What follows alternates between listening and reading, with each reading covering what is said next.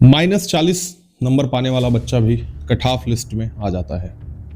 जी हाँ दोस्तों, आप पिछले कुछ दिनों से यह सुन रहे हैं, पूरे देश में यह चर्चा है, पूरे स्टूडेंट्स में यह आक्रोश व्याप्त है कि आखिर -40 नंबर पाने वाला बच्चा किस तरीके से, किस आधार पर नीट पीजी में चयनित हो जाता है। दोस्तों, मैं आपको बहुत पहले से यह कहता आया हूं कि आरक्षण हमारे देश में एक बहुत बड़ी समस्या है और आरक्षण से जो प्रतिभा है, वास्तव में जो प्रतिभा है, उसको दबाया जा रहा है। जबरदस्ती किसी को आप, अगर उसकी बुद्धि क्षमता उतनी नहीं है तो आप उसको राजा नहीं बना सकते हैं। राजा कहने का अर्थ यह है कि यदि कोई बच्चा डिजर्व नहीं करता है, आप उसको डॉक्टर कैसे बना लोगे?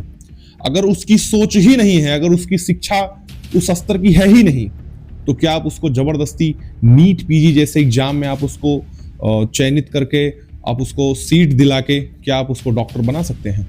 यह सवाल खड़ा करता है पूरे देश के ऊपर, क्योंकि यह बात तो होनी चाहिए कि जहां पे 100 नंबर पाने वाला बच्चा, 150 नंबर पाने वाला बच्चा, 200 नंबर पाने वाला बच्चा परीक्षा से बाहर हो जाता है, वहां पर -40 पाने वाला बच्चा किस प्रकार से कट ऑफ श्रेणी में आ जाता है। तो दोस्तों, आज का जो मेन विषय है, हम इसी पर बात करने वाले हैं। तो वीडियो को शुरू करने से पहले एक छोटा सा मैं रिक्वेस्ट करता हूं कि अगर आप चैनल पे नए हैं तो सब्सक्राइब कर लीजिए और वीडियो को जरूर शेयर करिएगा, क्योंकि यह इंफॉर्मेशन ज्यादा से ज्यादा लोगों के बीच में फैले। तो दोस्तों, आप जानते हैं कि अभी नीट पीजी के रिजल्ट्स आए और उसमें जो हमारे विशेष आरक्षित वर्ग हैं, यानी कि जो आरक्षण का लाभ पाते हैं, SC ST कैटेगरी, उसमें देखा गया कि -40 नंबर पाने वाले बच्चों को भी कट ऑफ लिस्ट में जगह मिल गई।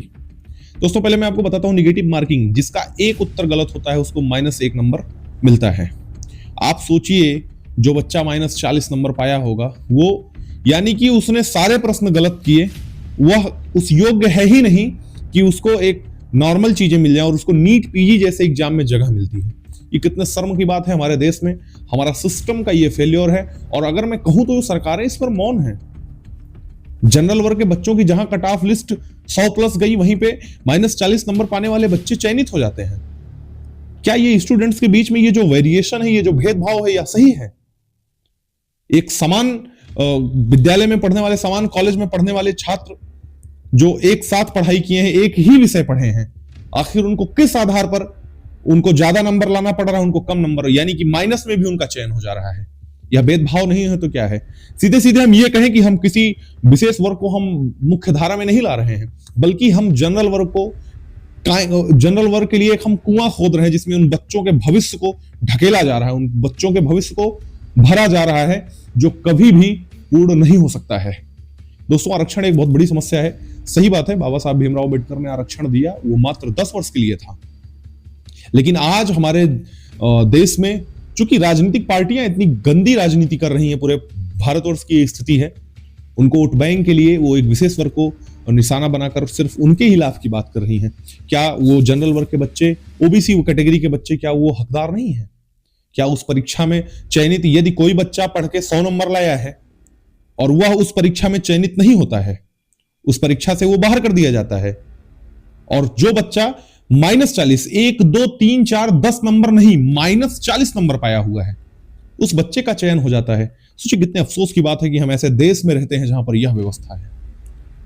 तो नीट पीजी की परीक्षा में ये जो चीजें हुई, इस पर हालांकि बहुत सारे छात्रों ने उग्र आंदोलन भी किए, लोग अपनी आवाज उठा रहे हैं और आवाज उठानी भी चाहिए। यह वक्त है, यह समय है कि अगर हम आज अपनी आवाज नहीं उठाएंगे तो हमारी आवाज को दबा दिया जाएगा और यह आपके बच्चों के भविष्य के साथ खिलवाड़ हो रहा है। मैं आपको फिर से कहना चाहता हूं, आरक्षण सिर्फ आर्थिक आधार पर होना चाहिए। और मेडिकल जैसे प्रोफेशन में UPSC, IAS, IPS जो बन रहे हैं, आरक्षण, इन चीजों में आरक्षण तो बिल्कुल नहीं होना चाहिए। वो बच्चा क्या करेगा जो 10 नंबर नहीं डिजर्व करता है, माइनस में जिसकी कट ऑफ लिस्ट में जिसका नाम आ रहा है, वो बच्चा क्या मरीज देखेगा? क्या मेडिकल जैसे प्रोफेशन में ऐसे लोगों को आना जरूरी है?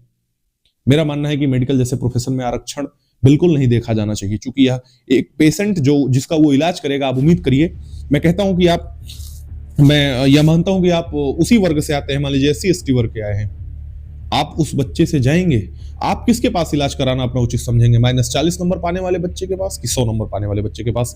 आप यह अपनी राय जरूर कमेंट सेक्शन में दीजिएगा। लोग बहुत सारी गालियां देते हैं, कमेंट में कहते हैं कि आप आरक्षण विरोध की बात करते हैं, लेकिन बिल्कुल बात सही है।